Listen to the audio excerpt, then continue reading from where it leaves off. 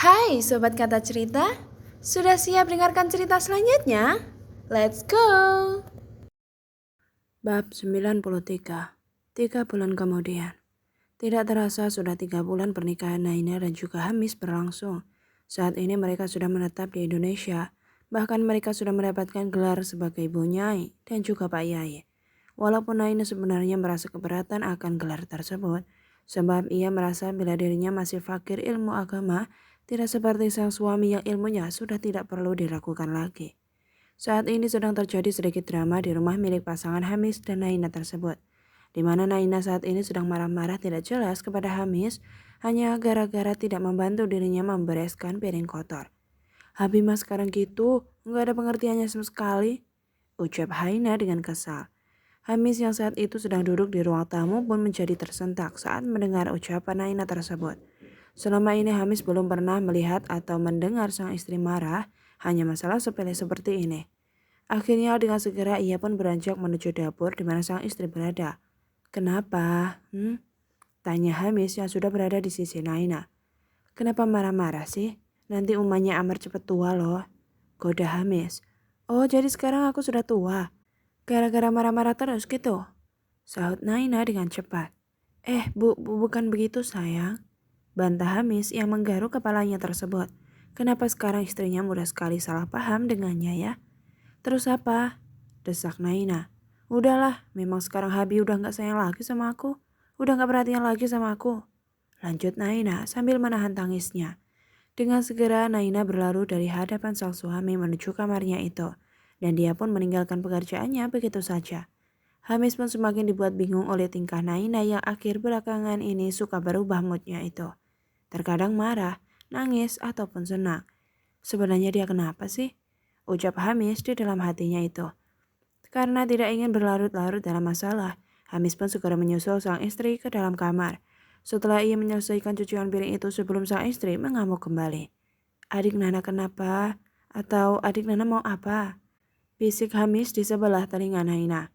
Posisinya saat ini Hamis sedang memeluk Naina dari belakang, di atas tempat tidur mereka tersebut. Namun alih-alih menjawab, Naina malah menangis semakin mengeraskan tangisnya itu. Hamis yang mendengar tangisan Naina pun menjadi menghela nafasnya. Ia semakin dibuat bingung saja oleh tingkah Naina. Dengan segera ia membalikkan badan sang istri untuk segera menghadap dirinya itu. "Habi minta maaf ya kalau Habi gak bisa ngertiin adik Nana," ucap lirih Hamis sambil menghapus jejak air mata sang istri tersebut. "Sekarang adik Nana mau apa? Mumpung Amar belum pulang. Nanti kalau dia sudah pulang kita gak bisa pacaran lagi deh," lanjut Hamis yang tersenyum. Hamis pun segera menciumi kening sang istri dengan lembut dan lama. Naina sendiri menutup matanya, ia menikmati setiap waktu yang diberikan sang suami. Ia selalu bersyukur setelah kesulitan dan cobaan yang menghampiri dirinya. Sekarang ia menikmati buah hasil kesabarannya itu. "Aku mau martabak telur spesial sama kebab khas Turki, Bi," celetuk Naina setelah Hamis melepas ciumannya tersebut. "Jam segini?" ucap Hamis dengan heran. Tidak biasanya istrinya meminta makanan yang susah dicari. Mungkin kalau malam bisa, tapi ini pagi hari. Tentu saja mana ada yang jualan. "Iya, aku pengen banget, Bi," ucap Naina yang memasang wajah memelasnya itu. "Tapi ini masih pagi, Dek. Kalau malam saja gimana?" tawar Hamis. "Gak mau, aku maunya sekarang, Bi." "Kamu niat gak sih nawarin aku?" Garoto Naina yang mulai kesal lagi.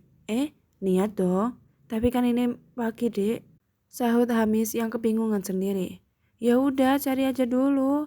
Orang belum dicari ya mana tahu ada yang jual atau enggaknya," ucap Naina dengan mata sinisnya itu. "Ya sudah, aku pergi dulu ya," pamit Hamis pada istrinya. "Yang jual kebabnya harus orang Turki asli ya, Bi," ucap Naina yang semakin aneh saja di telinga Hamis. "Dek," Hamis memelas saat mendengar ucapan Naina tersebut. "Nggak mau tahu, pokoknya harus orang Turki asli," rajuk Naina. Hamis hanya bisa menghela nafasnya. Pasti ia tidak bisa berbunyi tidak untuk istri kecilnya ini. "Iya, Dek," sahut Hamis dengan pasrah. Akhirnya Hamis beranjak dari tempat tidur itu dengan lesu, sebab di mana dirinya bisa mencari penjual kebab asli orang Turki. Dengan berjalan kontai, Hamis pun tiba di rumah utama, yaitu rumah milik apinya itu. "Kamu kenapa, Miss?" tanya Usman yang melihat wajah lesu sang adik yang tidak seperti biasanya itu. Nana mas, ucap Hamis dengan tidak semangatnya itu. Nana, kenapa sama dia? Tanya Usman lagi dengan mengerutkan keningnya itu. Masa dia minta martabak sama kebab di pagi hari sih? Aduh Hamis, kalau itu mah gampang Miss. Kamu ke daerah P aja, di sana banyak yang jual makanan seperti itu. Mestinya udah buka sih, ucap Usman dengan entengnya. Kalau itu aku tahu mas, tapi yang jadi masalahnya Nana minta yang jual kebabnya asli orang Turki. Sahut Hamis dengan lesu. Astagfirullah, kalau itu mas angkat tangan Miss, jawab Usman pada adiknya itu. Kalian sedang bicarain apa? Tanya istri Usman dengan rasa pengen tahunya itu. Ini Hamis lagi galau bun, ucap Usman pada istrinya itu. Galau kenapa? Tanyanya lagi. Akhir-akhir ini Nana berbeda mudah marah, nangis dan gampang salah paham. Aku jadi bingung kak. Aduh Hamis sambil mengusap wajahnya dengan kasar. Astagfirullah. Hamis beristighfar dengan lirih saking stresnya dia. Istri dari Usman tersebut langsung mengerutkan keningnya saat mendengar aduan milik adik iparnya itu tentang istrinya. Kamu lihat perubahan dalam tubuh istrimu enggak, Miss? Tanyanya pada adik iparnya tersebut. Hamis mencoba-coba mengingat perubahan yang ada dalam diri sang istri. Dan ya, dia ingat bila Naina belum juga datang bulan, 1 bulanan sepertinya. Nana, sepertinya belum datang bulan deh. Bulan ini, Kak? Ucap Hamis dengan ragu-ragu. Nah, itu dia. Mungkin Nana jadi sensitif gara-gara... Bisa jadi dia lagi hamil, Miss. Ucap istrinya Usman dengan semangat. Bentar. Lanjutnya, setelahnya ia terburu-buru pergi ke arah kamarnya berada. Tidak lama kemudian istrinya Usman pun datang dan memberikan selembar alat tes kehamilan punyanya itu. Ini, coba kamu beri ke Nana, suruh dia cek dulu aja. Sana mumpung masih pagi. Ujarnya yang sedikit mengusir Hamis tersebut. Tapi, gak ada tapi-tapian Hamis, udah cepat sana. Potongnya yang mendorong tubuh Hamis keluar dari rumahnya itu. Usman yang melihat tingkah istrinya pun menjadi heran sekali. Tidak biasa-biasanya ia memaksa Hamis sampai sedemikian rupa. Setelah melihat Hamis sudah pergi, Usman pun lekas menghampiri istrinya itu dan berkata, Kenapa kamu memaksa Hamis untuk cepat-cepat pulang? Ayah kayak nggak ngerti aja maksud bunda, ucap istrinya Usman tersebut. Setelahnya ia pun pergi menuju kamarnya berada dan disusul oleh sang suami. Dan di pagi itu terjadilah kegiatan yang menyenangkan untuk Usman dan istrinya, namun berbeda dengan Hamis yang masih saja bingung itu. Aduh, kalau aku pulang sekarang, Nana marah nggak ya? Ucap Hamis di dalam hati sambil melihat alat tes yang berada di tangannya tersebut. 2,000 years later. Bab 94. Di sisi lain saat ini Ustadz Fatir sedang dibuat bahagia oleh istri sirinya itu. Bagaimana tidak, tadi pagi ia mendapatkan foto 2 garis dari alat tes kehamilan. Itulah yang membuatnya senyum-senyum sendiri. Sementara Salwa yang melihat itu menjadi penasaran. Ia pun mendekati sang suami dan bertanya, Kamu kenapa mas? Kok sepertinya sedang bahagia sekali? Ustadz Fatir yang mendengar pertanyaan dari sang istri pertamanya pun seketika berubah menjadi datar. Bukan urusanmu. Sentak Fatir yang berlalu begitu saja. Mas, aku masih istrimu, tolong hargain aku bisa gak sih? Atau jangan-jangan kamu ada wanita lain? Iya. Tuduh Salwa dengan kesal. Selama 4 bulan ia berusaha untuk membuat Fatir mencintai dirinya. Namun selama itu pula, Ustadz Fatir semakin dingin sikapnya terhadap dirinya. Ia merasa bila sang suami sudah benar-benar jauh darinya, enggak seperti awal menikah dulu. Kalau iya kenapa? Bukannya aku sudah mengajakmu bercerai, tapi kamu gak mau kan? Balas Fatir yang menatap Salwa tanpa rasa bersalah. Siapa wanita itu mas? Siapa yang sudah berhasil membuatmu berubah seperti ini padaku? Tanya Salwa dengan lirih. Kamu gak usah tahu siapa dia. Saud Fatir yang enggan memberitahukan siapa wanita itu kepada istri pertamanya itu. Tapi aku istrimu mas. Bagi Salwa yang tidak terima. Bukankah aku sudah mengajakmu bercerai baik-baik sebelumnya? Jawab Fatir dengan entengnya. Namun kamu gak mau bukan? Dengan alasan kamu membutuhkan aku sampai anak itu lahir, baru kita bisa bercerai. Lanjutnya, ia mengingatkan kejadian 3 bulan lalu. Kenapa kamu tega melakukan ini padaku, mas? Gumam Salwa yang sudah berderai air mata. Bukan aku yang tega, tapi dirimu sendiri Salwa yang tega pada dirimu. Bantah Fatir. Kamu hamil anak orang lain, tapi kamu minta aku untuk mengakui anak yang bahkan tidak tahu siapa ayahnya Salwa. Apakah kamu masih waras? Bentak Fatir. Salwa yang mendengar itu semakin terpuruk saja. Ia seperti dihakimi oleh suaminya padahal ia sudah mengorbankan dirinya untuk sang suami. Namun seperti inikah balasannya ia terima? Seandainya ia bisa memberitahu kebenarannya yang ada, pasti ia akan berbicara. Namun sayang seribu sayang ia tidak bisa melakukan itu sama sekali. Setelah itu Ustadz Fatir pergi meninggalkan rumah itu menuju ke tempat Intan berada saat ini. Karena saat ini prioritasnya adalah Intan dan juga anaknya saat ini. Oh sungguh ia sudah tidak sabar menanti buah hati yang sudah lama sekali ia nantikan selama ini. Dengan terburu-buru ia mengendarai mobilnya itu guna segera sampai di tempat istri sirinya itu berada. Ia segera menelpon Intan melalui sambungan video call tersebut. Dengan sesekali ia memperhatikan jalanan yang ia lalui. Sayang, jangan melakukan aktivitas apapun ya. Jaga dedek bayinya. Pesan Ustadz Fatir. Iya mas. Oh iya, sekarang kamu lagi di mana? Tanya Intan dengan mengerutkan keningnya itu.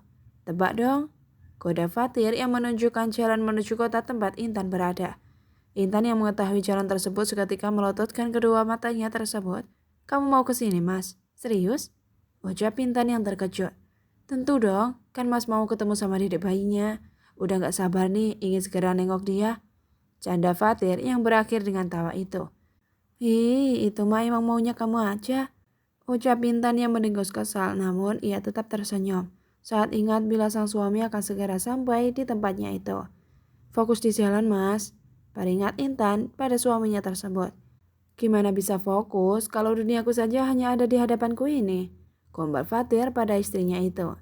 Cie, yang udah bisa gombal ya? Balas Intan yang juga menggoda sang suami. Ya, gimana dong? Semua kata-kata itu keluar begitu saja dari mulut mas.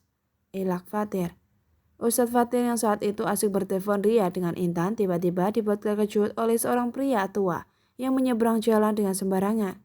Ustadz Fatir pun akhirnya membanting setir dengan refleks ke arah berlawanan dan terjadilah tabrakan maut itu tidak bisa terelakkan lagi. Brak.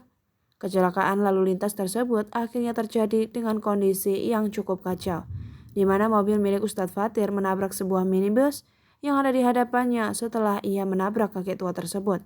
Dan kondisi Ustadz Fatir juga tidak kalah mengenaskannya. Ustadz Fatir berasa sesak sekali di dadanya saat mengingat wajah sang istri sirinya itu, yang saat ini pasti menanti dirinya. Intan yang berada di balik ponsel itu tentu saja terkejut begitu mendengar suara tabrakan, dan setelahnya panggilan tersebut terputus dengan sendirinya. Halo, Ustadz Fatir, halo? Panggil Intan sebelum panggilan itu berakhir. Ya Allah, tolong lindungi suami hamba, dimanapun dia berada. Ucap Intan di dalam hati. Ia berkali-kali mencoba menghubungi kembali ponsel milik suaminya tersebut, namun yang terdengar hanyalah suara operator saja. Ya Allah, apa yang sebenarnya terjadi? Gumam Intan dengan gelisah. Ia berjalan mondar-mandir tidak jelas di ruang tamu miliknya itu. Ia sungguh khawatir dengan kondisi suaminya itu. Apa? Nggak mungkin. Dokter pasti salah. Bagik Intan saat dokter menyampaikan kabar duka padanya itu. Maaf Bu, kami sungguh menyesalinya. Ini semua sudah menjadi takdir yang maha kuasa. Ucap dokter itu dan setelahnya ia pun berlalu dari hadapan Intan. Enggak, ini nggak mungkin. Pasti dokter itu sedang bercanda. Nggak mungkin Ustadz Fatir meninggal dunia. Gumam Intan yang menolak pernyataan dari dokter tersebut. Dengan segera Intan masuk ke dalam kamar yang ditempati sang suaminya. Namun langkah kakinya tiba-tiba terasa berat saat melihat tubuh sang suami yang sudah ditutupi oleh selimut rumah sakit. Enggak mungkin. Pasti ini bukan Ustadz Fatir. Sebab dia sudah berjanji untuk menemui anaknya ini. Ucap Intan sambil mengelus perut ratanya itu. Bu, ucap suster saat melihat Intan yang hampir saja jatuh tersebut. Sus, itu bukan suami saya kan? Tanya Intan dengan air mata yang tiada hentinya mengalir tersebut. Maafkan saya Bu, sahut suster tersebut yang menundukkan kepalanya itu. Enggak, jerit Intan. Ini gak mungkin, suami saya pasti belum meninggal suster. Ucap Intan yang menyangkal hal tersebut. Mari Bu saya bantu. Ucap suster tersebut yang membantu Intan berdiri. Dengan tertatih-tatih Intan pun menghampiri ranjang rumah sakit yang berisi jenazah sang suami. Dengan perasaan tidak karuan, ia mulai membuka selimutnya itu dengan perlahan-lahan. Hingga tibalah di wajah sang suami yang sudah pucat dan dingin tersebut. Tidak, jerit Intan yang terbangun dari tidurnya. Dengan napas terengah-engah, Intan melihat jam menunjukkan pukul 3 dini hari. Intan pun segera mengusap wajahnya dengan kasar, Keringat dingin masih mengalir dari keningnya tersebut. Ya Allah, kenapa aku bisa mimpi buruk seperti ini? Ucap Intan di dalam hatinya itu. Ia pun segera meminum air yang ada di samping nagasnya, hingga hampir separuh gelas ia meminumnya. Kenapa mimpi itu terasa nyata banget? Gumamnya lagi. Semoga Allah Subhanahu wa Ta'ala selalu melindungi dimanapun dirimu berada, Ustaz. Doa Intan. Karena tidak bisa tidur lagi, Intan pun berinisiatif untuk melakukan sholat malam terlebih dahulu, mumpung masih ada waktu sebelum masuk azan subuh berkumandang. Setelah ia merasa mendingan, ia pun mulai beranjak dari kasurnya dan bergerak menuju kamar mandi berada. Di sisi lain, saat Ustadz Fatir sedang menghabiskan malam panjangnya dengan Salwa terpaksa memberikan obat perangsang terhadap suaminya, guna sang suami mau menggabuli dirinya. Maafkan aku, Mas, aku terpaksa melakukan ini, ucap Salwa di dalam hatinya, sambil memandang sendu ke arah Fatir yang terlihat bernafsu sekali malam ini setelah ia mencampuri obat di dalam teh milik sang suaminya tadi. Saat ini tubuhnya masih dipompa oleh sang suami yang berada di atasnya itu. Bersambung, lanjut di bab 95 ya.